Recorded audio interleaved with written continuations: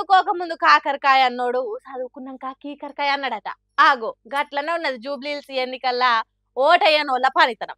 ఇంకా 3 ఏళ్లు జూబ్లీహిల్స్ నియోజకవర్గానికి ఎవరు ఎమ్మెల్యేగా ఉండాలి, ఎవరైతే మంచిగా పరిపాలిస్తారని ఎన్నుకునే దానికి కనీసం కదలను కూడా కదలలేదు. మరి సోమరిపోతుతనమో లేకుంటే సోయిలేనితనమో తెలియదు కానీ జూబ్లీహిల్స్ ఎన్నికలలో ఓటింగ్ శాతము 40 కూడా దాటలేదంటే అక్కడి పబ్లిక్ ఎంత మేధావులో అర్థం చేసుకోండి.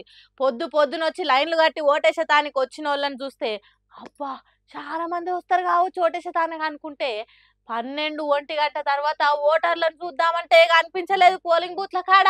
హడావుడి లేదు, హంగామా లేదు, ఉప్పు లేని పప్పుషారు అన్నట్టే సాగేటట్టు చేసిండ్రు ఎన్నికలల్లో ఓటయ్యని మహానుభావులు.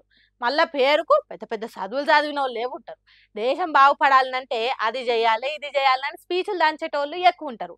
పెద్ద పెద్ద బిజినెస్లు చేసేటోళ్ళు, సినిమాలు తీసేటోళ్ళు, మహా మేధావులంతా అక్కడనే ఉంటారు. కానీ ఓటేసేటానికి మాత్రం బద్ధకం. ఇంట్లో కూర్చొని ఓటీటీ సినిమాలు చూస్తుంటారు కానీ ఓటేసేటానికి మాత్రం రారు. వీళ్ళకంటే చదువుకొని పల్లె జనాలే నయము.